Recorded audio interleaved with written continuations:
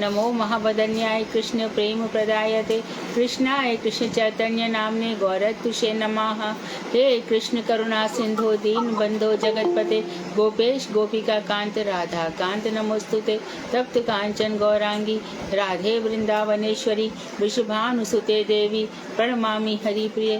तवैवास्मि ना जीवामि त्वया विना इति विज्ञाय राधिके नय मां चरणान्तिकं। गुरुवे गौरचंद्राय राधिकाय तदालय कृष्णाय कृष्ण भक्ताय तद्भक्ताय नमो नमः।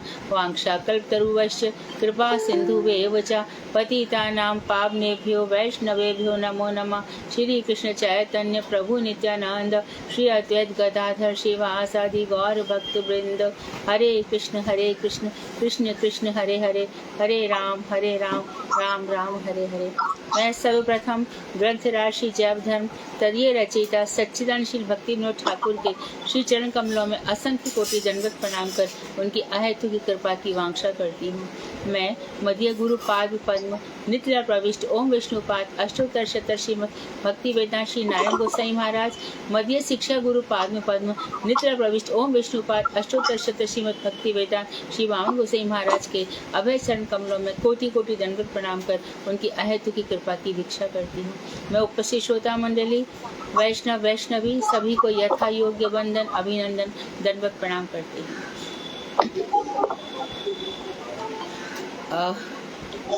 एक भक्त हैं तो वो बता रही थी कि उन्होंने गुरुदेव से पूछा था कि मेरी भक्ति कैसे बढ़ सकती है।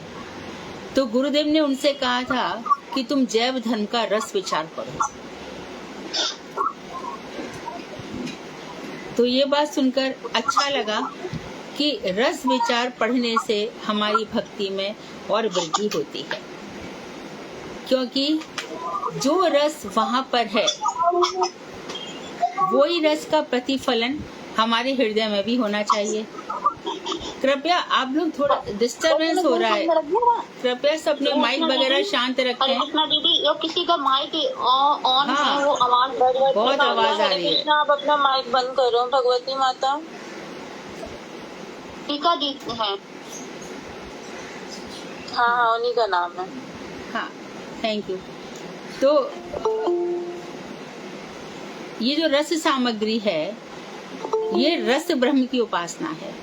तो भगवान श्री कृष्ण जैसे कि ज्ञानियों के लिए कौन है, वो ब्रह्म है, योगियों के लिए परमात्मा है और भक्तों के लिए भगवान है। उसी तरह से हम देखते हैं कि रुक्मणी इत्यादि वहाँ पर स्वकीया है और राधा जी इत्यादि परकीया रस है। रस के दो भेद है, रस ही है वहाँ पर। तो जो रति है रुक्मणी जी की वो समंजसा रति है, सारे परिवार में बची हुई है। कुब्जा की रति साधारण रति है, वो उसके अपने तक ही सीमित है। और गोपियों की रति इतनी समर्था रति है कि वो अपने घर की जो दुर्जर गेह श्रृंखला है जिसको कोई तोड़ नहीं सकता, उसको भी वैदिक मर्यादा क्या होगा यदि पराये पुरुष से प्रेम होगा तो हमारा क्या होगा, उसकी भी परवाह नहीं करती और सीधा ही सीधा कृष्ण के पीछे ही भागती रहती है। तो इस तरह का जो रस जिसके हृदय में उदित हो जाता है। तो हमने पहले पढ़ा विभाव और उसका अर्थ हमने अच्छी तरह से समझ लिया था। विभाव का अर्थ है विभावित होना, प्रकाशित होना। भावों से हमारा हृदय भावों से हमारा हृदय प्रकाशित होना। और विभाव के हमने दो प्रकार पढ़े, आलंबन और उद्दीपन। आलंबन में से हमने पढ़ा कि एक विषय है और दूसरा आश्रय है। तो विषय हमने पढ़ा कि सारी जो भावनाएं हैं, जितने भी साधन हैं, तो सारे की सारी हमारी मन की वृत्तियों के साक्षी कौन है, भगवान श्री कृष्ण। उनसे हमारी रति प्रेम होना चाहिए। क्या होनी चाहिए? रति प्रेम। तो वो विषय हो गए। और दूसरा हमें बताया गया आश्रय। तो आश्रय तो जितने भी स्नेह मान प्रणय राग अनुराग, इन सब ने किसका आश्रय लिया हुआ है? राधा जी का। और आश्रय कौन है? भक्त, गुरु जी। गुरु जी जो भजन कर रहे हैं वो कौन से रस में डूब के भजन कर रहे हैं? सनातन गोसाई पाद पावन सरोवर में भजन कर रहे हैं। रूप गोस्वामी वृंदावन के हर वृक्ष के नीचे भजन करते हैं। सनातन गोस्वामी गोवर्धन में भजन करते हैं। जहाँ जिसको रस आ रहा है, जहाँ जिसको जैसा जैसा भाव आ रहा है। तो इस तरह से ये सब कौन हो गए? आश्रय तत्व। उन्हीं की धारा में और भी तुम्हारे गुरुदेव हैं, वो सब भजन कर रहे हैं। और चक्रवर्ती ठाकुर, भक्ति विनोद ठाकुर, ये सब आश्रय तत्व है। गुरुजी साक्षात हरि हैं, लेकिन आश्रय तत्व है। तो विषय और आश्रय दो हो गए। तो इस तरह से हमारे विभाव हुए। और दूसरा हुआ उद्दीपन। भगवान श्री कृष्ण की कौन कौन सी चीजों को देखकर भक्तों में रस उद्दीप्त होता है। उनके सींगे को देखकर, कि उनकी वंशी को देखकर, उनके मुकुट को देखकर, उनके सींगे को देखकर, उनके चरण चिन्हों को देखकर, उनके क्षेत्र को देखकर, उनकी काचनी को देखकर, उनकी करधनी को देखकर, उनके मकराकृति कुंडल को देखकर, उनकी अंग की शोभा को देखकर। तो नारद जी इत्यादि में क्या हो जाता है? कोई गाने लगता है तो उद्भासर होते हैं, उद्भासर प्रकट होने लगते हैं इन उद्दीपनों को देख करके। तो क्या होता है? कोई नाचने लगता है, कोई गाने लगता है। तो इस तरह से अनुभाव होते हैं। विभाव और उद्दीपन, आश्रय उद्दीपन। तो फिर से हम बोल रहे हैं, विभाव के दो भाग हुए, आलम्बन और उद्दीपन। आलम्बन में भगवान श्री कृष्ण आश्रय हुए, उद्दीपन में राधा जी और भक्त हुए। इसके बाद जो भगवान अनुभाव हैं, तो भगवान श्री कृष्ण के उद्दीपनों को देखकर मन में जो भाव उत्पन्न होते हैं वो उद्भासर हैं। भक्त नाचता है, गाता है, लौटता है, अंगों को मरोड़ता है, उनकी सुगंध आती है, तो क्या क्या होता है। इस प्रकार से विभाव तैयार हो गए, अनुभाव तैयार हो गए। आज हम वर्णन कर रहे हैं सात्विक भावों का। सात्विक भाव पहले से बताया जा रहा है, जिसमें कृष्ण से रति होती है। इसमें कोई चेष्टा नहीं होती कि जबरदस्ती हो, इट सेल्फ आती है, ऑटोमेटिकली भगवान से प्रेम होता है। तो ये सात्विक भाव, जैसे कि हम गुरुदेव की स्तुति में गाते हैं ना सुबह गुरुवाष्टक, रोमांच कम पाशु तरंग भाजो। आप रोमांचित होते रहते हैं, आपके हृदय से कंप निकलते रहते हैं, तरंग, इनकी तरंगों से आप विभावित रहते हैं। तो आज हम पढ़ेंगे सात्विक भाव। सात्विक भाव, तो सात्विक भाव और उद्भासर में यही अंतर है कि उद्भासर में तो बुद्धि रहती है और सात्विक भाव अपने आप चलते हैं।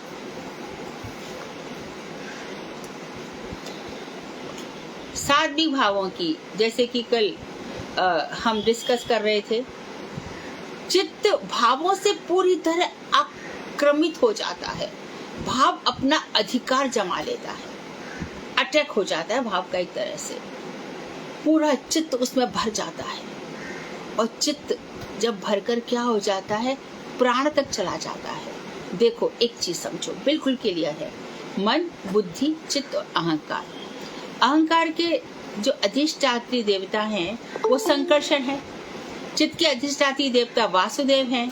मन के अधिष्ठात्री देवता अनिरुद्ध हैं। और बुद्धि के अधिष्ठात्री देवता भगवान प्रद्युम्न हैं। ये चारों हैं।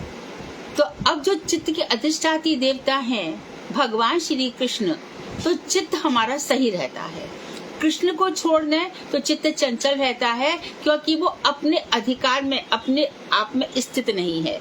कृष्ण को छोड़ करके कहीं भी कोई भी व्यक्ति कितनी भी साधना क्यों ना कर ले, वो सफल क्यों नहीं हो सकता? क्योंकि चित्त भगवान वासुदेव का है। चित्त का अधिकार, तो अपना जहाँ पे अधिकार है उनको प्राप्त कर लिया, तो चित्त कभी भी विक्षेप होगा ही नहीं। तो भगवान वासुदेव में जब चित्त लग जाता है, तो वो जो हमारा प्राण है उसको वो चित्त समर्पण हो जाता है। अब वो चित्त ध्यान देंगे बहुत ध्यान से, और चित्त समर्पण जब प्राण में हो जाता है, तो ये जो हमारी प्राण वायु है वो पूरे शरीर में विचरण करती है। विचरण करती है तो हमारा शरीर कैसा है? 5 तत्वों से बना हुआ है, 5 भौतिक है। तो ये 5 भौतिक जो शरीर है, जिसमें आकाश है, वायु है, आग है, जल है और पृथ्वी है, इन 5 की प्रधानता हो जाती है। वैसे तो शरीर के भाग में, शरीर में 80% जल है और जल चाहिए भी होता है। कहा भी जाता है जल बहुत पिया करो। क्यों? जल बहुत मात्रा में निकल जाता है, मलमूत्र के माध्यम से, पसीने के माध्यम से, आंसुओं के माध्यम से जल निकलता ही रहता है। और फिर होता है ये मिट्टी, जो शरीर की हमारी स्किन है, ये मिट्टी है। वायु, जो प्राण है, वो वायु संचरित हो रही है ऊपर नीचे। जल, तेज, अग्नि, तो ये 5 तत्व हैं। इसमें क्या होता है कि जब भाव बहुत आक्रांत हो जाते हैं तो जो मुख्य रति है, मुख्य रति मैं बताऊंगी जब हमारे स्थायी भाव आएगा, मधुर, वो शांत दस सख्य वात्सल्य मधुर, तो ये स्फुरित होती है। इसमें क्या होता है, सात्विक भाव में श्री कृष्ण से साक्षात संबंध रहता है, मुख्य रति, जहाँ पे मैंने आगे स्पष्ट करेंगे। और दूसरी होती है सेकेंडरी, गौड़ी रति। इसमें किंचित व्यवधान होता है। क्यों? ये हमेशा नहीं रहती। कभी तो भक्त को हंसी आ जाती है और कभी भक्त को घृणा हो जाती है संसार से। अरे मैं कहाँ संसार में फंसा रहा, माया में ही पड़ा रहा, छोड़ के जिसको जाना था। राधा जी ने, कृष्ण ने तो भगवान गुरुओं को भेजा था, मैंने वाणी भी सुनी थी पर पालन नहीं कर पाया। हाय हाय, माया ने मुझे घेर लिया। इस तरह से वर्णन आता है। तो जब ये वर्णन आता है तो फिर क्या हो जाता है, शरीर स्तब्ध रह जाता है, शरीर निश्चेष्ट हो जाता है, कुछ काम नहीं करता, किसी भी बात का नहीं रह जाता। तो ये जो सात्विक भाव हैं, ये 3 प्रकार के होते हैं, स्निग्ध, दिग्ध और रुक्ष।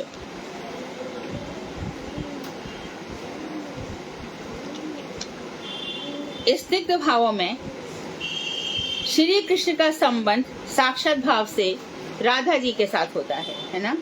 अच्छा, एक बार क्या हुआ, राधा श्री कृष्ण के लिए कुंद फूलों की माला बना रही थी। माला बनाते बनाते बंशी की ध्वनि उनके कानों में पड़ गई। अब वो क्या हुआ, स्तंभित रह गई, क्या करूं क्या नहीं करूं।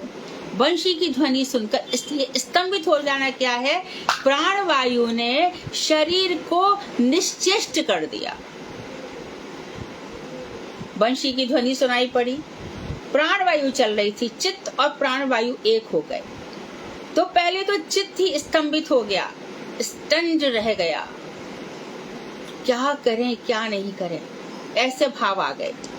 तो यह जो है, यह मुख्य स्निग्ध सात्विक भाव है। इसलिए आप देखेंगे जो भी ग्रंथ पढ़ेंगे तो कहा जाता है स्निग्ध सजातीय भक्तों का संग करो, अर्थात जिनके अंदर सात्विक भाव जाग गया है, जिनके अंदर रति उत्पन्न हो गई है, उन्हीं का साथ करो और डोंट डू, उसके अलावा औरों का साथ मत करो। क्योंकि जहाँ भक्ति आएगी चली भी जाएगी, कुसंग का भी असर पड़ेगा और भक्तों के संग का भी असर पड़ेगा। छाड़ मन हरि विमुखन को संग, तिनके संग कुबुद्धि उपजत है, पड़त रंग में भंग। हरि से विमुख है उन व्यक्तियों का साथ छोड़ दो, इनके साथ रहने से कुबुद्धि उत्पन्न होती है। तो ये स्निग्ध सजातीय भाव है। जब ये बहुत अधिक मात्रा में होता है, जैसे कि राधा जी में हुआ, बंशी की ध्वनि सुनकर शरीर निश्चेष्ट हो गया, प्राण वायु से जो शरीर था उसने काम करना बंद कर दिया। तो यह हो गया मुख्य। इसी स्निग्ध में गौड़ी रति देखो जो सेकेंडरी है। यशोदा के नेत्र चातक हैं। चातक पक्षी क्या करता है, हमेशा बादलों को देखा करता है। तो इसी प्रकार यशोदा जी हमेशा कृष्ण को देखा करती हैं। अब एक बार क्या हो गया, पूतना आकर के कृष्ण को दूध पिलाने लगी ना, और वापस में उसका विशाल शरीर फैल गया, तो भय उनके मन में समा गया। तो रात का अंतिम पहर था, पूतना का यशोदा जी को दर्शन हो गया और वो भय से कांपने लगी। इस समय क्या हो रहा है, श्री कृष्ण की जो स्मृति है वो उधर रह गई और पूतना प्रधान हो गई थोड़ी सी देर के लिए। इसलिए गौड़ी रति को क्या कहते हैं, थोड़े से व्यवधान में थोड़ी सी जगी होती, लेकिन भय ऐसा मन में समा गया कि रात के अंतिम पहर में पूतना दिखाई देने लगी, तो ये इस रति को क्या कहते हैं, सेकेंडरी रति। इसमें थोड़ा सा व्यवधान हो जाता है।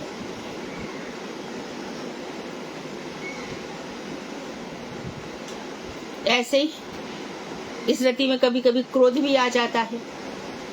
कैसे आ जाता है, जैसे कि नंद बाबा कह के गए, श्री कृष्ण को लेकर गए कल परसों आ जाऊंगा, और जब वो लौट कर आए और कृष्ण साथ में नहीं आए तो यशोदा जी को क्या हो गया, क्रोध हो गया।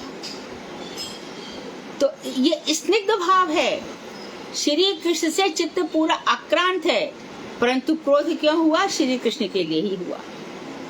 तो इस तरह से स्निग्ध भाव मुख्य और गौड़ प्रकार के होते हैं। ये सात्विक भाव है। सात्विक भाव मुख्य हमेशा चिंतन रहेगा और किंचित व्यवधान हुआ, लेकिन है सब कृष्ण से ही संबंधित। दूसरे हैं दिग्ध भाव, यहाँ पर भी मुख्य और गौड़ दोनों ही रहते हैं। जैसे कि भक्त है, उसके अंदर प्रेम उत्पन्न हो गया, तो एक बार क्या हुआ,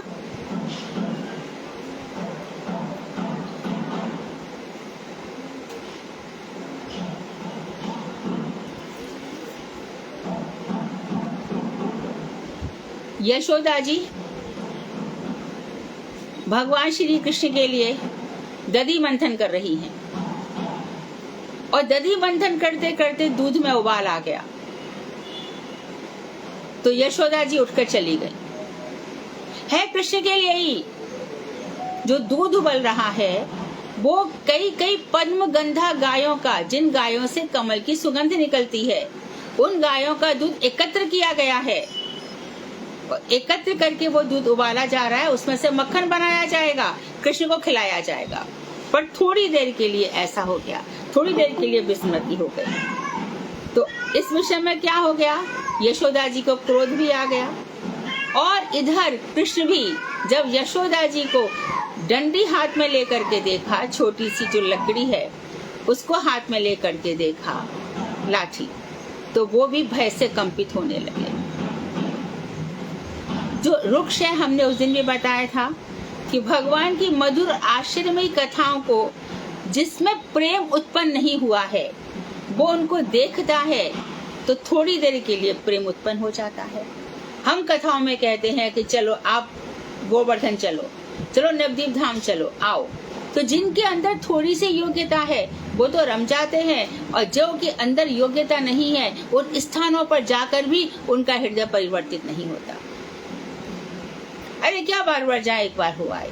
ये रुक्ष भाव है, लेकिन रुक्ष भाव आगे परिवर्तित हो सकते हैं।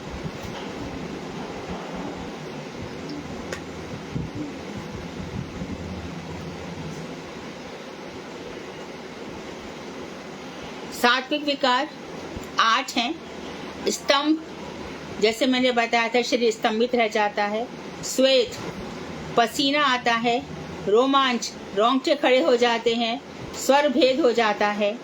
कंपन होने लगता है। शरीर का रंग फीका पड़ जाता है। आंसू आने लगते हैं और पुलकायमान होता है। तो इस देह में, जैसे कि मैं बता रही थी कि पांच भौतिकीय देह है, तो प्राण की स्थिति जब चित्त में हो जाती है तब स्तंभ होता है। कौन सा भाव होता है? स्तंभ। और जब ये प्राण जल का आश्रय ले लेते हैं तब आंसू निकलते हैं, और जब ये प्राण अग्नि में स्थित हो जाते हैं तब पसीना ही पसीना हो जाता है, तेज में स्थापित हो जाता है। तब शरीर से पसीना आ जाता है और इस तेज के कारण शरीर मलिन पड़ जाता है, पतला दुबला हो जाता है और रंग फीका पड़ जाता है। और जब ये आकाश में स्थित हो जाते हैं एकदम बाहर की तरफ, तब रोमांच होता है, कंपन होता है और स्वर, क्योंकि स्वर भी किससे निकलता है? यहाँ खाली जगह है ना, यदि बंद कर दिया जाए तो स्वर निकलेगा ही नहीं। कानों में भी कब सुनाई पड़ेगा? बहुत सारी भीड़ है तो शब्द सुनाई नहीं पड़ते, लेकिन खाली जगह होगी तो कानों में आवाज आ जाएगी।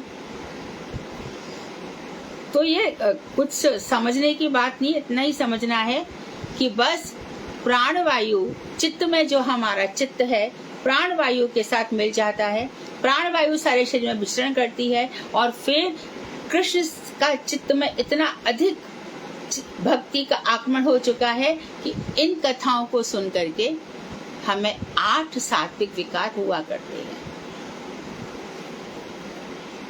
स्तंभ में किस किस से मनुष्य जड़ीभूत हो जाता है भक्त? कौन कौन सी बातें हैं जिनसे जड़ीभूत? कभी कोई हंसी की बात हो गई, कभी भय की बात हो गई, और कभी आश्चर्य हो गया, कभी विषाद दुख हो गया, और कभी क्रोध आ गया। इसके लक्षण क्या हो जाते हैं? जब हम देखेंगे कि इसको स्तंभ विकार है तो कुछ बोल नहीं पाता, चुप रह जाता है। इंद्रियां, ज्ञानेंद्रिय कर्मेंद्रिय दोनों काम करना बंद कर देती हैं, और शून्यता, ज्ञान शून्यता हो जाती है, कुछ समझ में नहीं आता क्या करूं। तो एक बार क्या हुआ, हर्ष से स्तंभ कैसे होता है कि श्री कृष्ण की जो बहुत प्रेममयी मुस्कान है, तो ब्रज सुंदरियों को बड़ा सम्मान प्राप्त हुआ। श्री कृष्ण हमको देख के मुस्कुरा रहे हैं, श्री कृष्ण हमको देखकर मुस्कुरा रहे हैं, तो वो हर्ष से आनंदित हो गई।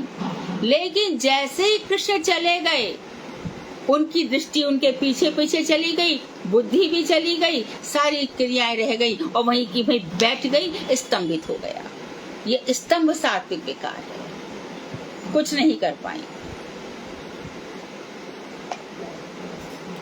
अब कभी सोचो कि भय से कैसा होगा कि कंस जब रंगमंच पर बैठा था और कृष्ण को चारों मुष्टिक मल्लों ने घेर लिया था, तब देवकी की वात्सल्यरति तो है, तो देवकी उस समय स्तंभित हो गई। तो देवकी के अंदर जो कृष्ण रति थी, उसके कारण क्या हुआ, उनके शरीर में स्तंभ विकार हो गया। और उन्हीं कृष्ण को देख करके, देखो जहाँ मथुरा की नागरियां बैठी हैं, उनको देख करके काम भाव आ रहा है, क्योंकि वही जो कृष्ण रति है वो मधुर रति है, देवकी की वहीं पर वात्सल्य रति है। अब क्रूर जी हैं, वो तो बंधन कर रहे हैं कि आह कृष्ण ने कंस को मार दिया। तो मधुर रति ही है सब जगह, लेकिन ये स्तंभ हो गया। अच्छा, अभी मानो आश्चर्य हो जाए। आश्चर्य कैसे हुआ कि ब्रह्मा जी ने क्या किया, अपने जो भगवान के बछड़े थे, गोप थे, उनको चुराया, ठीक है, छुपा के भी रख दिया, और जब आए बस ऊपर जाके थोड़ी देर में ही चले आए। अपने इधर तो जमीन पर, धरती पर 1 वर्ष बीत गया, लेकिन ब्रह्मा को ब्रह्मा से लोग आने में कुछ ही क्षण बीते थे, 4-5 सेकंड भी नहीं बीते होंगे, वो आ भी गए। तूने देखा, अरे जिनको मैं छुपा करके आया था वो तो सब श्री कृष्ण के पास खड़े हैं, और यहाँ पर 1 वर्ष भी बीत गया था, ब्रह्मा को इसका पता नहीं चला। तो वो आश्चर्यचकित हो गए, और आश्चर्यचकित हो जाने से उनको स्तंभ हो गया, वहीं की वहीं बस ऐसे ही उनकी सारी क्रियाएं बंद हो गई। इसी प्रकार से सारे ब्रज गोष्ठ के जो वासी हैं, जैसे भगवान श्री कृष्ण ने कहा, गोवर्धन उठा लिया कि ब्रजवासियों डरो मत, और देखते ही देखते गोवर्धन धारण कर लिया, सब स्तंभित रह गए। इसी घटना के बाद नंद बाबा के सारे भाई आए हैं और पूछा है, नंद बाबा छुपाओ मत, बताओ तुम्हारा बेटा आखिर है कौन। तब नंद बाबा बोले हैं कि गर्गाचार्य जी आए थे, उन्होंने कहा था कि तुम्हारे बेटे में नारायण के समान गुण है।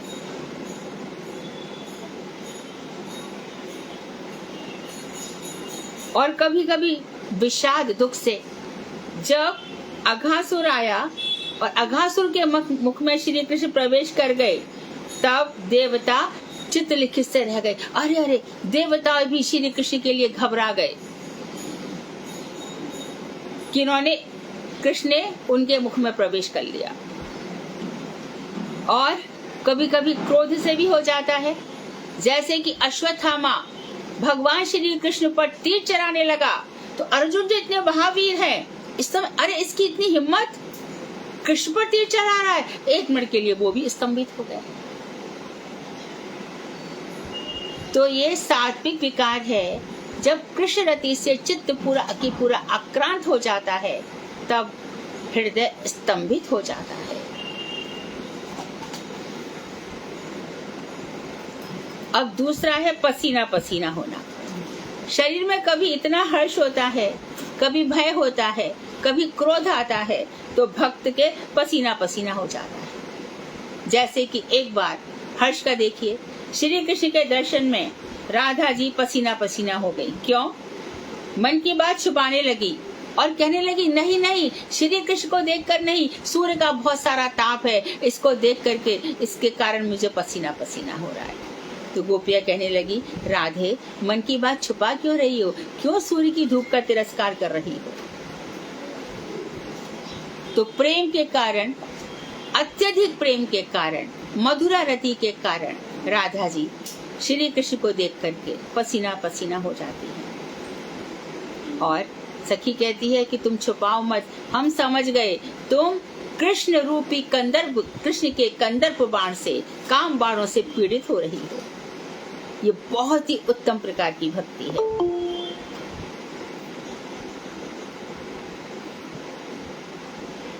एक बार श्री कृष्ण ने राधा जी के पति अभिमन्यु का रूप धारण कर लिया। ध्यान रहे, रूप गोस्वामी की जो भक्ति है वो परकिया रस वाली है। तो जो अभिमन्यु है वो योग माया द्वारा भगवान के और राधा जी की भक्ति को बढ़ाने के लिए योग माया ने एक पति जैसा बना दिया है, लेकिन पति जैसा कुछ भी नहीं है। और जो राधा जी वहां पर रहती है वो राधा मूर्ति रहती है। राधा तो यशोदा जी के घर पर आकर भोजन इत्यादि करती है, फिर वन में रह जाती है। राधा जी कृष्ण के साथ ही रहती है, परंतु परकिया भाव है इस तरह से कि मैं घर से निकलूंगी तो क्या होगा, रास्ते में रुकावट आएगी, बहुत सारे व्यवधान आएंगे, इस तरह से होता है। तो अभिमन्यु का रूप धारण करके भगवान श्री कृष्ण ने अभिमन्यु का रूप धारण किया, और जो दास था भगवान का सेवक, रक्तक और पत्रक 2 भगवान के मुख्य सेवक हैं, जिनको यशोदा जी आदेश दिया करती हैं, रक्तक जा सुनार को ले तो आ। कृष्ण के हाथ थोड़े बड़े हो, नहीं हाथ मोटे हो गए ये नहीं कहती है, कड़ूले थोड़े छोटे हो गए हैं। मैया को अपना बच्चा कभी बड़ा नहीं दिखता, कुछ खाता ही नहीं है, हर मैया अपने बच्चे के लिए यही कहती है। तो रक्तक से कहती है सुनार को बुला ला, कड़ूले छोटे पड़ गए हैं। तो रक्तक पत्रक इस तरह की सेवा करते हैं। तो जैसी रक्तक ने, आपको याद होगा चमत्कार चंद्रिका पड़ी होगी, तो रक्तक पत्रक के हाथ यशोदा जी ने बहुत सारी सामग्री राधा जी के लिए उपहार में भेजी, परंतु उस सामग्री की जो मंतुषा थी पेटी में, उसमें श्री कृष्ण ही बैठकर चले गए और रक्तक पत्रक के सिर पर गए। आगे अभिमन्यु था, उसी के सिर पर ही चले गए। तो रक्तक पत्रक जानते हैं, तो अभिमन्यु का वेश धारण किया तो उनको क्रोध आ गया, लेकिन जैसे श्री कृष्ण अपने स्वरूप में आए तो क्या हो गया, वो एकदम भय से भयभीत हो गए और उनको पसीना पसीना आ गया। क्रोध में भी ऐसा ही होता है। इंद्र की पूजा हो गई, यज्ञ भंग हो गया, तब इंद्र बृहस्पति पर बहुत अधिक वर्षा करने लगा। तो इधर तो भगवान देख ही रहे हैं, उधर गरुड़ जी मेघों के ऊपर बैठे थे, उनका आसन तो मेघों से बहुत ऊपर है। तब गरुड़ जी क्रोध से लाल हो उठे। तो पसीना पसीना होना बता दिया, स्तंभ कैसे जड़ हो जाता है। अब तीसरा हम बता रहे कि रोमांच कैसे आ जाता है।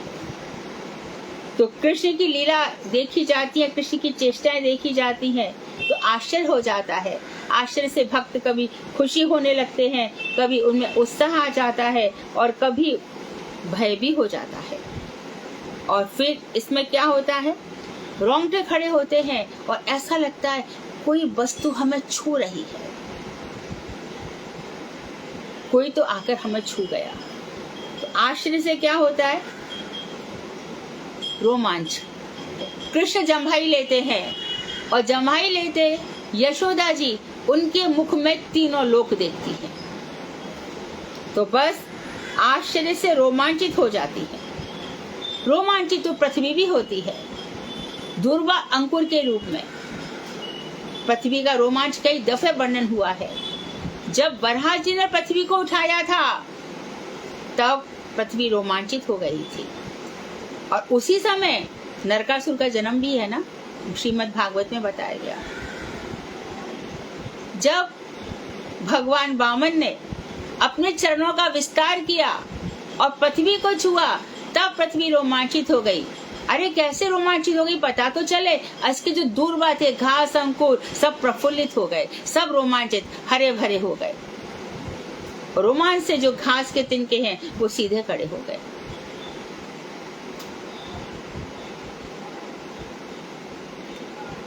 और इसी तरह से रासस्थली इत्यादि में भी तो ये आश्चर्य से रोमांचित हो जाना है। कभी उत्साह के साथ कि सखाओं के साथ क्रीड़ा युद्ध के आरंभ में भगवान क्या करते हैं, सींगा, जो भैंस का सींगा है उसकी ध्वनि बजाते हैं, तो बस श्री राम उत्साह से रोमांचित हो जाते हैं, आओ सखा। और सखाओं में क्रीड़ा होती है, सबको पता है क्या क्रीड़ा होती है। जो हारेगा, जीतने वाले को अपने कंधे पर उठा करके लेके जाएगा। और जब श्री कृष्ण हार गए तो श्री रामा की बारी थी, कन्हैया मुझे उठा, मैं नहीं उठाऊंगा, क्यों, मैं राजा का बेटा हूं। तो खेल तुम्हें को काको गुसैया, हरि हारे जीते श्री रामा, बरवासी कत करत रसैया। खेलने में कोई किसी का स्वामी नहीं होता। कृष्ण तुम हारे हो, मैं जीता हूं, तुम्हें मुझ में बहन करना पड़ेगा।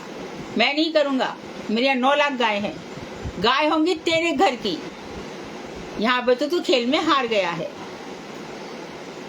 तो इस तरह से सखाओं में उत्साह रहता है। कभी कभी भय भी हो जाता है। तो जब भगवान श्री कृष्ण विश्व रूप धारण करते हैं और अर्जुन उनका मुख देखते हैं, मुख कमर के खाली 4 श्लोकों में वर्णन है। विश्व रूप धारण, गीता उठा कर देखिए, विश्व रूप धारण करके जब भगवान ने अपना ये सब दिखाया, सहस्त्र मुख, सहस्त्र का यानी कितने हजारों हाथ, हजारों ये। तो अर्जुन बोले, नाथ बस करो, चतुर्भुज रूप मुझे चलेगा और द्विभुज रूप मुझे ही प्रिय है, इसको गोपन कर लो, छुपा लो। तो आश्चर्य से अर्जुन रोमांचित हो गए। कभी कभी इस तरह से होता है।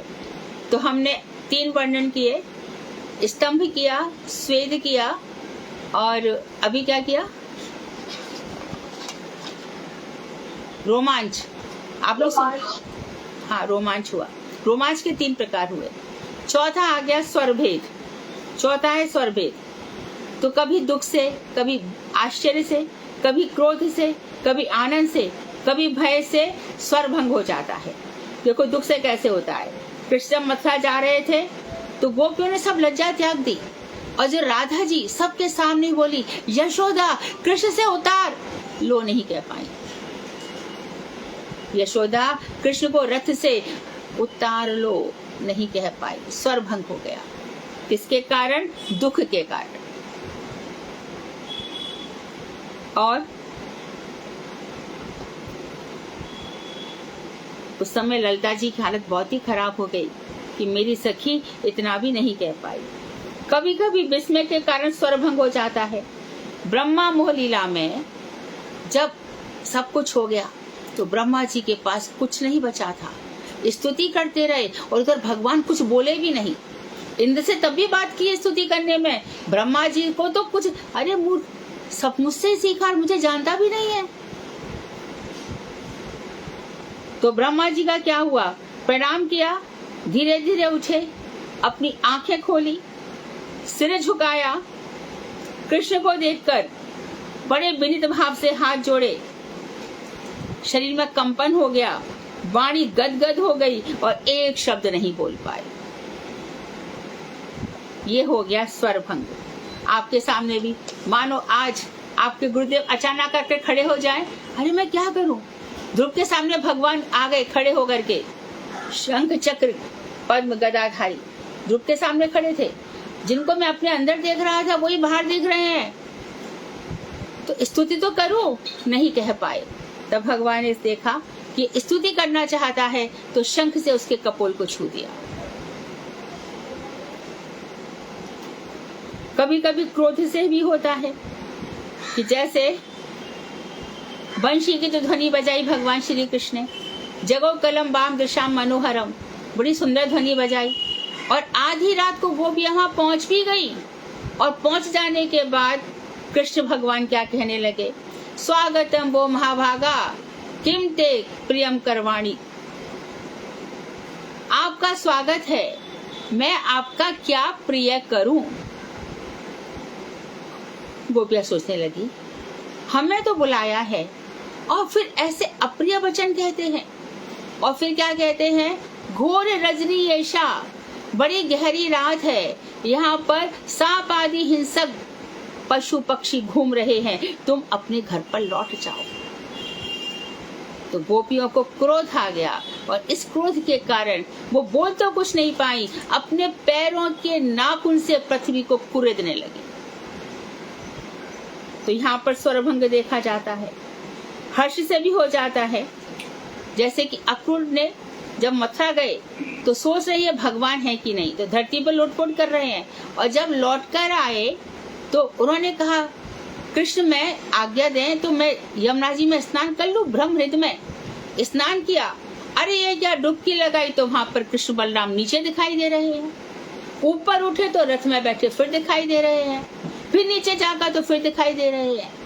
तो वो हर्ष से उनको पूरा विश्वास हो गया, हो ना हो ये भगवान ही है। और भगवान देखकर हर्ष से वो बहुत प्रसन्न हो गए, स्तुति करना चाहते थे, पर धीरे धीरे बहुत धीरे धीरे शब्दों में अक्रूर जी ने अपनी स्तुति प्रारंभ की। कभी कभी भय से भी हो जाता है। तो जैसे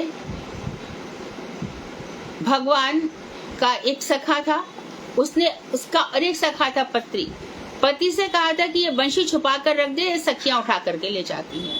अब पति से कहा, अरे वो बंशी कहा मुझे दे। पति से वो बंशी गुम हो गई। तो वो इतना भयभीत हो गया कि वो एक शब्द भी नहीं बोल पाया। अब अगला है 5वां वेपथु कंपन।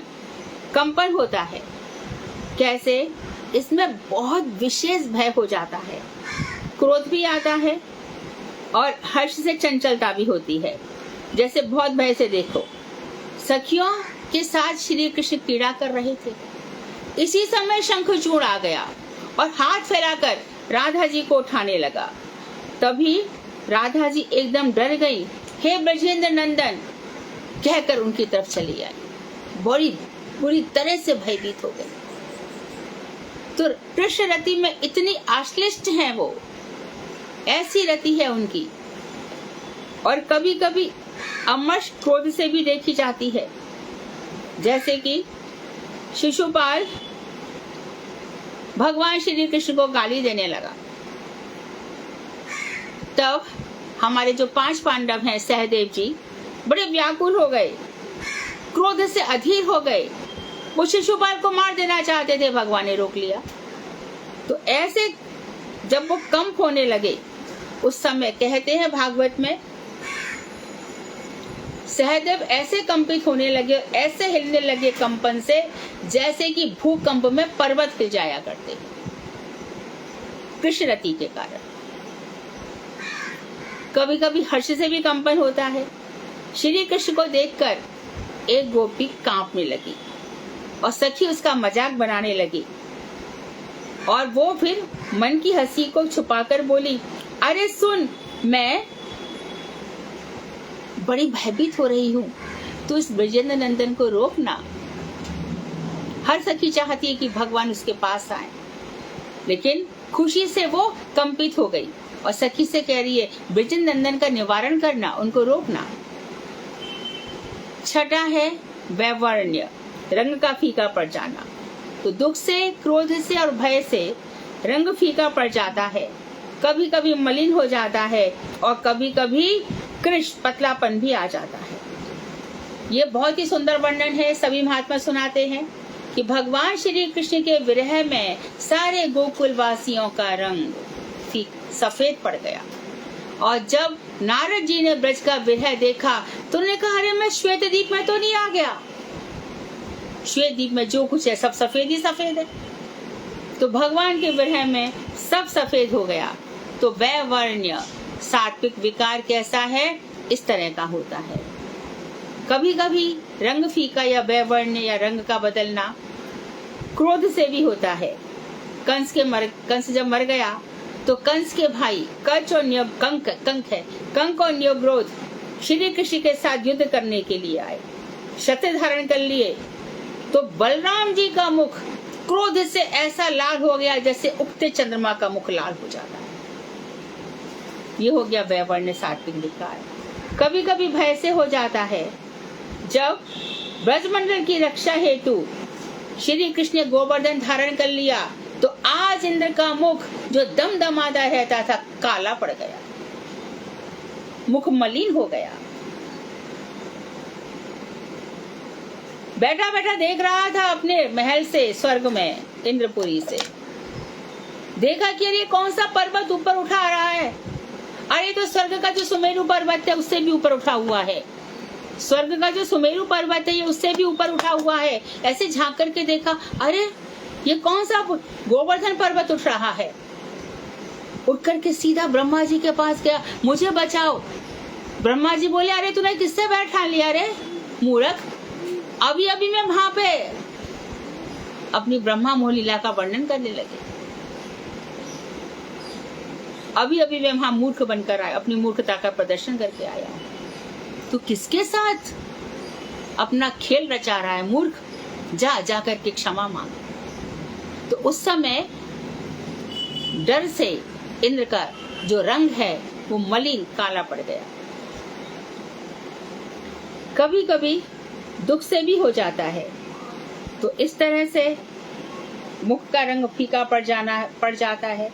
जैसे कि भगवान कालिय मर्दन पर नृत्य इत्यादि करते हैं, लेकिन जब तक वो कालिय के पास में रहे सारे के सारे ब्रजवासियों का चेहरा मलिन पड़ गया, सब कृश हो गए, एक ही समय में पतले दुबले हो गए।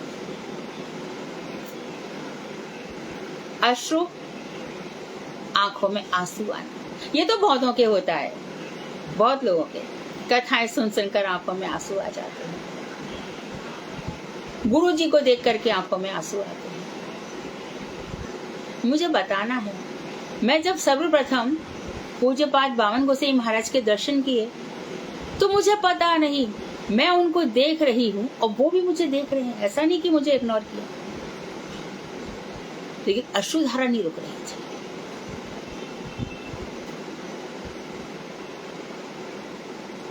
होती है, सभी को होती है, मैंने तो देखा है सबको ही होती है। बाकी बातें कभी मैं बताऊंगी।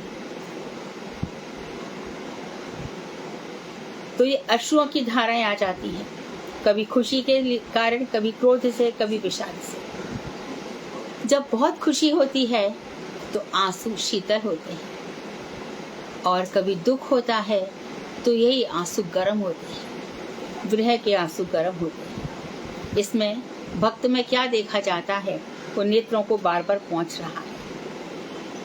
तो रुक्मणी को भगवान गोविंद के दर्शन से इतनी खुश होती थी कि आंखों में आंसू आते थे। तो उनको आंखें बंद करके नेत्रों को पहुंचना पड़ता था, तो वो नेत्रों पर क्रोधित हो जाती थी और कि अरे तू क्यों हमारे आनंद में बाधा डाल रहा है, विघ्न आ जाता था। कभी कभी क्रोध से भी आंसू आ जाते हैं। जैसे कि प्रणय को, रुक्मणी को भगवान ने पारिजात का एक पुष्प दिया तो सत्यभामा प्रणय कोप से रोने लगी। तब भगवान श्री कृष्ण ने कहा कि अरे मैं तुम्हें पूरा की पूरा पारिजात पुष्प ही ला करके दे देता हूँ।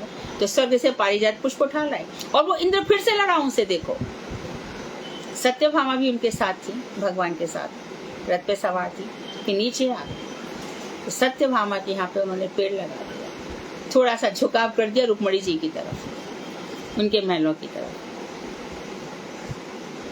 इसी प्रकार से जब भीमसेन सहदेव को भी क्रोध आ रहा था, शिशुपाल जब गाली दे रहा था, तब भीमसेन को भी क्रोध आया कहते हैं उस समय क्रोध से लाल हो गए और भीमसेन की आंखों में उस समय नेत्रों से आंसू गिरने लगे, क्रोध के कारण उष्ण आंसू। और दुख से तो रोना आते ही है। जब श्री कृष्ण रुक्मिणी देवी से, सब बैठे हैं, दासियां बैठी हैं, चंवर डुलाए जा रहे हैं, खुद रुक्मिणी अपने हाथ से चंवर डुला रही है और भगवान उससे मजाक कर बैठे कि घर गृहस्थी में थोड़ा मजाक तो करना ही चाहिए अपनी पत्नी से। रुक्मिणी, तुमने मुझ में क्या देखकर मुझसे विवाह कर लिया? शिशुपाल आदि इतने बड़े बड़े राजा थे, धनवान थे, तुम उनको छोड़कर मेरे पास क्यों चली आई? मैं तो किंचन हूँ, मैं राजा भी नहीं हूँ। अभी भी तुम जा सकती हो, अभी भी वो तुमसे विवाह कर सकते हैं। भगवान श्री कृष्ण की ऐसी बातों को सुनकर के रुक्मिणी रोने लगी। तो ये अश्रु नाम का सात्विक विकार है। और रोने से क्या हुआ बाद में बोलेंगी, एक एक बात का जवाब देंगी। अपने सुकोमल चरणों से, नाखूनों से पृथ्वी को कुरेदने लगी। उनकी आंखों में सुंदर काजल लगा हुआ था, सुरमा। आंखों से काले काले आंसू पूरे वक्षस्थल को भिगो करके नीचे जमीन पर गिरने लगे। अश्रुओं की ऐसी धारा उमड़ी। अश्रुओं की धारा तो महाप्रभु जी की उमड़ती है, फुब्बारे उड़ते हैं, इतना भगवान के विरह में रोते हैं। और अब है प्रलय, मूर्छा, अंतिम। सुख और दुख के कारण मनुष्य की कुछ चेष्टा नहीं रहती, क्या करें और क्या नहीं करें, सुध बुध खो देता है। तो पहले स्तंभ में भी वो जड़ीभूत हो जाता है, प्रलय में मूर्छित हो जाता है। स्तंभ में थोड़ा होश रहता है, सुध बुध रहती है, प्रलय में बिल्कुल सुध बुध नहीं रहती है। इसमें पूरा की पूरा मन श्री कृष्ण में लीन हो जाता है। ऐसी मूर्छा का भाव राधा जी में बहुत देखा जाता है। उनकी नाक के आगे रुई रखकर देखी जाती है कि ये थोड़ी हिल रही है कि नहीं हिल रही। इस विकार का नाम है प्रलय विकार। तो सुख से जैसे लता कुंज से अचानक ही श्री कृष्ण बाहर आ गए, तो एक ब्रजांगना से मिलने के लिए आए, तो वो इतनी ज्ञान शून्य हो गई कि कृष्ण क्या मुझसे ही मिलने के लिए आ रहे हैं। सारी उसकी चेष्टाएं खत्म हो गई और इससे वो सोचने लगी और मूर्छित हो गई। दुख के समय अक्रूर आए हैं श्री कृष्ण को मथुरा ले जाने के लिए, और जब अक्रूर जी का रथ चला तब गोपियां मूर्छित होने लगी। ये मूर्छा नाम का प्रलय है। सब कुछ सुध-बुध होती, ऐसा हो जाता व्यक्ति जीवन मुक्त, कुछ मालूम नहीं है, समाधि हो गई। तो इस तरह से उद्भासर आदि में थोड़ी बुद्धि की चेष्टा रहती है, लेकिन जो आठों सात्विक भाव हैं ये बस सत्य से उत्पन्न होते हैं। सत्य अर्थात श्री कृष्ण भाव, श्री कृष्ण प्रेम ने मन को पूरा की पूरा आक्रांत कर लिया है। इसीलिए हमारे गुरु वर्ग हर्षित रहते हैं, हंसते हैं तो हंसते रहते हैं। और हंसी भी कैसी है, बाल सुलभ हंसी, बच्चों जैसी मंद मंद मुस्कान। सात्विक भावों का तारतम्य भी रहता है। और सात्विक भावों के 4 स्तर हमने बताए थे, धूमायित, दीप्त, ज्वलित, प्रज्वलित, इस तरह से। तो जैसे धूमायित कैसे है, लकड़ी में आग है, अभी जला दी तो धुआं निकला, फिर वो बुझ भी सकती है और जल भी, दोनों ही चीजों में, दोनों ही स्थिति में है। तो धूमायित भाव में क्या होता है, थोड़ा सा प्रेम का संयोग होता है, लेकिन बहुत थोड़ी देर के लिए। तो ये 4 स्तर हैं।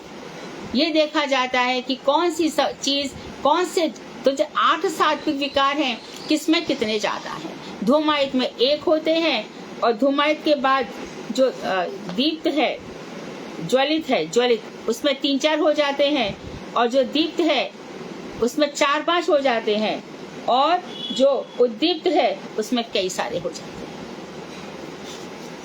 तो मैं संक्षेप में धूमायित का उदाहरण बता देती हूँ। इसमें मनुष्य के अंदर क्षमता रहती भी है कि वो अपने को छुपा भी सकता है, जैसे याज्ञिक ब्राह्मण थे जो यज्ञ पत्नियों के पति थे, उन्होंने कृष्ण की पाप नाश की कीर्ति को सुना, पर थोड़ी देर के लिए उनके अंदर हुआ। कैसे हुआ? आंखों से थोड़े से आंसू आए, गालों में, पूरे शरीर में नहीं, गालों में थोड़े से रोंगटे खड़े हो गए, नासिका पे खाली यहाँ पर कुछ कुछ पसीना आ गया। तो यह धूमाई, जैसे लकड़ी में धुआं जैसे निकलता है थोड़ी देर के लिए। जो ज्वलित होते हैं इसमें 2 या 3 भाव एक साथ आ जाते हैं, और इसमें सात्विक विकार थोड़े और 2-3 बढ़ जाते हैं। इनको छुपाना थोड़ी मुश्किल होता है।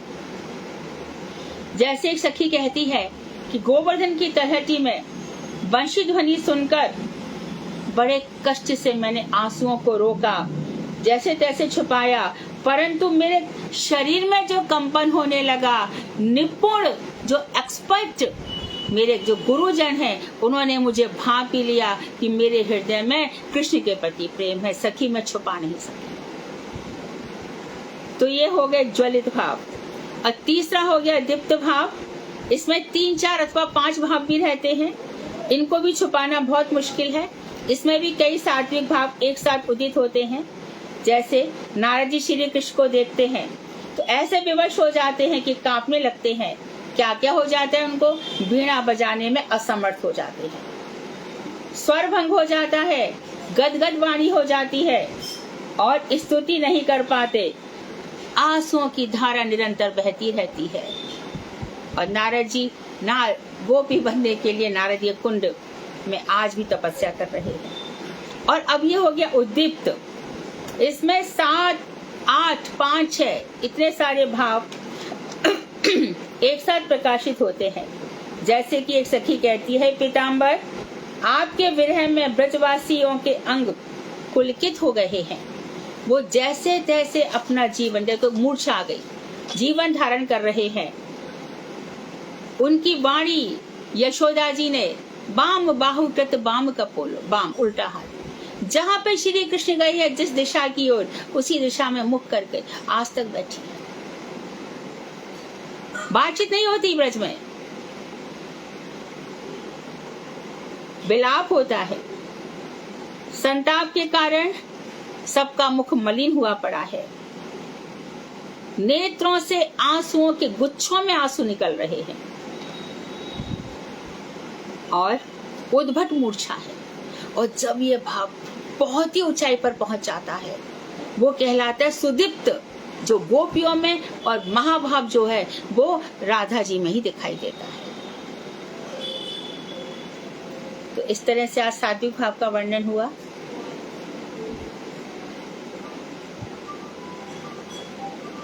भगवान हम पर कृपा करें, गुरु वर्ग कृपा करें, वैष्णव लोग, कि ये चीजें हमारे हृदय में प्रकट हों, हमें थोड़ी थोड़ी तो अनुभूति हो। कल हम व्यभिचारी भाव, ऐसे तो हमने वर्णन कर दिया है, लेकिन अच्छा लग रहा है तो हम सोमवार को व्यभिचारी भाव के विषय में भी थोड़ा वर्णन करके क्लास आगे बढ़ाएंगे स्थायी भाव की तरफ। वांछा कल्पतरुवैश्य कृपा सिंधुवेव च पतितानां पावनेभ्यो वैष्णवेभ्यो नमो नमः।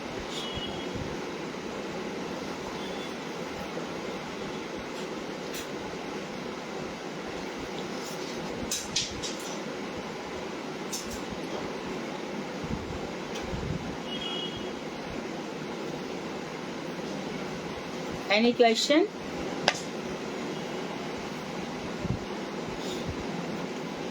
किस किस को क्या क्या विकार हुआ? स्तंभ हुआ कि रोमांच हुआ, अश्रु हुआ कि वैवर्ण्य हुआ? सुनेंगे आपका लेक्चर, जब समझ में आएगा। हरे कृष्णा। सुनेंगे लेक्चर दीदी, 2-3 बार लेक्चर आपका सुनेंगे हम। हाँ 2-3 बार। योगेश जी बोल रहे हैं? तो समझ, हाँ, ये सुनना, ये सुनना पड़ेगा। सुनना पड़ेगा 2-3 बार। हाँ जब समझ में आएगा। हरे कृष्णा दीदी, दंडवत प्रणाम। हाँ हरे कृष्णा दीदी, दंडवत प्रणाम। हाँ बोलो शालू। हाँ दीदी, आप ये हमें ये तो पढ़ा रहे हैं कि जो ये विकार है, ये हमारे अंदर, मतलब साधन भक्ति और ये भाव, ये सब भक्ति करते करते ये हमारे अंदर भी आ जाएंगे ना दीदी? तभी तो बताया गया है इसलिए मैं उदाहरण भी बता रही हूँ कि कैसे हो जाते हैं। उदाहरण से चीजें थोड़ी हाँ, क्लियर कैसे? हो रही हैं, ये परिभाषाओं से नहीं हो रहा था। हाँ जी, तो जब मैं उज्ज्वल नीलमणि का उदाहरण से समझ में आ रही। हाँ, उज्ज्वल नीलमणि का अनुवाद कर रही थी तो गुरुदेव कह रहे थे कि उदाहरणों का बहुत अच्छे से वर्णन करना।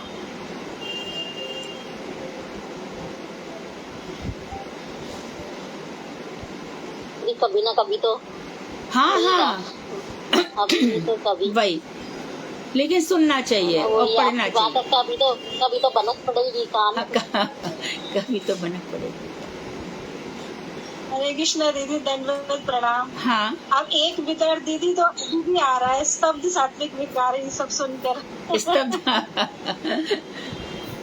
स्तब्ध हो रहा है। भारती तुम्हें, भारती की आवाज है ना? तुम तो गाती, हाँ जी, हाँ तुम जी। तो गाती इतना सुंदर हो कि सब स्तब्ध हो जाते हैं। तो गुरुदेव की कृपा है दीदी, और आपकी कृपा है कि आपको अच्छा लग रहा है, ऐसी कोई बात नहीं है। क्या है ना, हम सभी ऐसे हैं कि जो भगवान की बातें करता है ना, और भगवान की वाणी, गुरु जी की वाणी सुनाते हैं, वो अच्छा ही लगता है। सभी का ये हाल है।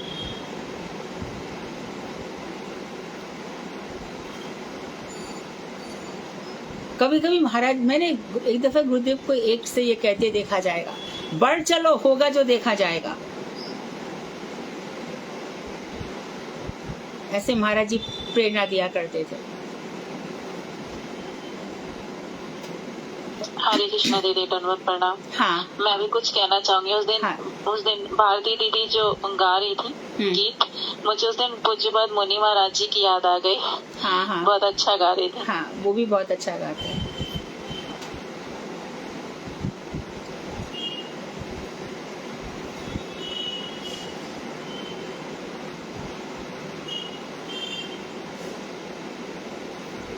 हरे कृष्णा दीदी, हाँ दंडवत प्रणाम। हाँ दीदी मैं एक क्वेश्चन पूछना चाहती हूँ, पूछिए। लेकिन मैं उसके पहले क्षमा चाहती हूँ। क्या पता वो मेरा क्वेश्चन ठीक है कि नहीं है। पूछो। जो आपने आज जो बताया वो अच्छे से समझ आ रहा है, गुरुजी के लेक्चरों में भी बहुत बार सुना है, ये आ रहा है, लेकिन उनके मतलब नामों में थोड़ा अभी याद है कौन सा किसका है, ऐसे करना है, ये याद रखना पड़ेगा फिर से हमको। तो मेरा प्रश्न था कल ये कि आपने बताया था जो कृष्ण की रहती है ना, वो जब वो तो कृष्ण तो विषय है, तो भक्तजन आश्रय है। कभी कभी कृष्ण आश्रय बनते हैं और भक्तजन विषय। इसमें मेरे ऐसा कल गौर प्रिया भी कह रही थी कि कभी कभी भक्त भी विषय बन जाते हैं। इस बात को इतना गंभीरता पूर्वक मत लो। कहीं ऐसा वर्णन है बहुत शास्त्रों में एक कोने पर कि कोई कोई की भक्ति अपने गुरु की तरफ ही ज्यादा रह जाती है, उससे ऊपर उठकर कृष्ण की तरफ नहीं जाती, तो उस समय गुरु विषय बन सकते हैं। दीदी ये बात एक बार सुषमा स्वराज बोल रही थी, सुषमा स्वराज जी बोल रही थी एक बार दीदी, वहाँ पे करोल बाग में। अच्छा। गुरुजी ने उनको डांट दिया हाँ कि ऐसा नहीं हो सकता है, हाँ क्योंकि सारे मंत्री थे वहाँ पर बैठे हुए दीदी, हाँ। वहाँ पर करोल बाग में। अच्छा, तो हाँ। क्या बोले गुरुदेव? गुरुदेव बोले कि भक्त चाहे कितनी पूजा कर ले, कितना कर ले, ये भगवान नहीं बन सकता है। Yes yes. गुरु जी ने स्वराज इतनी उतरी भी नहीं थी, 2 दिन इतना ही बोल दिया। तो किशोर बोली मैं इनकी शिष्या हूँ। हाँ तो ऐसी बात है। हाँ हाँ वहाँ पे बहुत सारे दिल्ली के मंत्री वगैरह थे। हाँ जी योगी जी, सब शास्त्रों में यही है कि हाँ, कि गुरु कभी भगवान नहीं हो सकते, गुरु कभी भी उनके अंदर ये सब रतियां नहीं हो सकती, कभी वो राधा जी के पति ये सब नहीं हो सकते, कोई रश्मि नहीं हो सकता। बिल्कुल ठीक कहा है गुरु जी ने। पर कभी कभी क्या होता है, बहुत जगह एक लाइन मैंने भी पढ़ी हुई है ये, कि उसकी भक्ति गुरु जी तक इतनी रह जाती है कि वो खाली वैष्णव समझकर उनकी ही पूजा करता है, तो वैष्णवता ही उनका विषय बन जाती है, वो वहीं तक ही रह जाता है। गुरुजी में ऐसी वृत्ति थी कि उनको देख के अपने आप आंखों में आंसू आ जाते थे मुझे। हाँ, बिल्कुल, बिल्कुल। हरनाम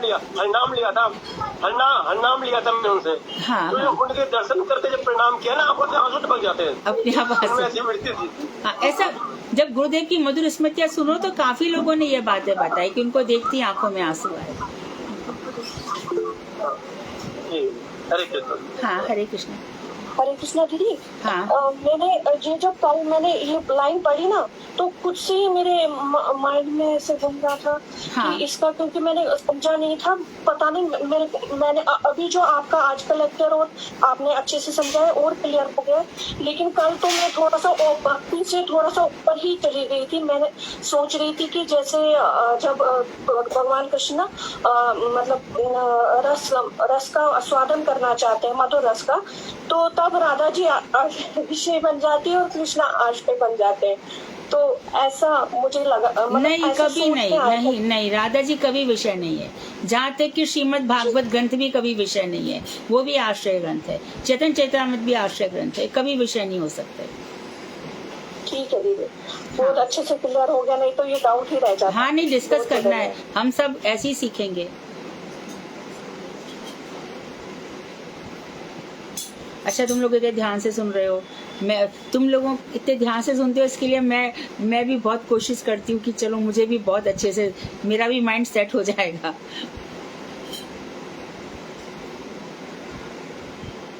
हरे कृष्णा दीदी। हाँ, दीदी सुनते तो ध्यान से हैं, पर अभी हमारे बस की नहीं है कुछ भी, ये लगता है नहीं, कि ऐसा सब मत हमसे- सोचो, ऐसा मत सोचो। मैं हाँ। खुद कह रही हूँ कि गुरुजी ने कहा था कि रस विचार पढ़ो, तो उन्होंने लिख के दिया है, अपने संप्रदाय में लाए हैं, गौड़िया भक्त बनाया है, तो कृपा भी वही करेंगे और आएगा समझ में। जी जी। बाद में भी दीदी दिन में घूमता दिमाग में यही बात घूमती रहे, अब जो दीदी हम आजकल पढ़ा रही वो हमसे बिल्कुल मतलब अलग है, अब हम उसके लायक नहीं है, ऐसा लगता नहीं, है हम कि लायक तो कहीं हैं। नहीं है दीदी। हम लायक और योग्य घर में तभी भी तो।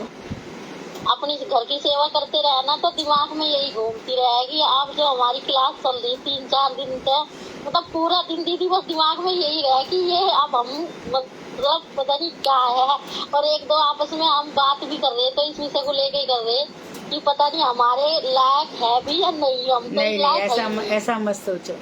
हमारी क्लास में बिल्कुल कृष्ण की चर्चा ही होती है और कोई चर्चा ही नहीं होती। हाँ दीदी, अभी बस हम तो बहुत ही मतलब समझ में नहीं आता। ठीक है दीदी, हरे कृष्णा दीदी। होगा चलो, शालू, हाँ। सब हम सब उसी रास्ते पे खड़े हैं।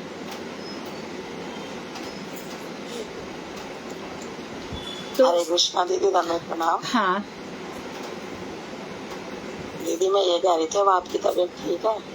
हाँ, हाँ। आपने 1 महीने तक क्लास नहीं गई, ऐसा लग रहा था कि कुछ छूट गया है। नहीं, आज थोड़ा सा थोड़ी सी मेरी मेहनत ज्यादा रहती है ग्रंथों में, सब में, तो भगवान कभी कभी खेल खेलते हैं, कभी बीपी और डायबिटीज दोनों है ना, तो ऊपर नीचे हो जाते हैं। हाँ दीदी, मैंने रूबी से कई बार पता दिया था, तब रूबी ने बताया कि दीदी की क्लास शुरू होने वाली है। हाँ, हाँ, 1 हाँ, महीने तक नहीं क्लास तो बड़ा चलेगी। अजीब सा लग रहा था। गुरुजी आदेश दे के गए हैं, तो मैं तो पालन करूंगी। स्वास्थ्य की चिंता गुरुदेव और भगवान करेंगे। हाँ दीदी, बस आप हाँ। ऐसे ही कथा सुनाते रहिए। हाँ, हाँ, हरे कृष्णा दीदी। हाँ, दीदी एक बात और है, आपने जब से कथा शुरू करी और कुछ लोग आपके मतलब जो कुछ हमारे गुरु बहन भाई है वो फेसबुक से भी सुननी और क्लास में भी सुननी, और दीदी जो खासकर जो लेडीज है उनका यही कहना है कि जब से हम दीदी की कथा सुनने लगे हम निडर हो गए। हम क्या हो पहले गए? हम बहुत ही वैसे थे, निडर निडर हो गए। अब हाँ, वो हाँ, डर नहीं निडर, लगता। राइट, हाँ। हाँ।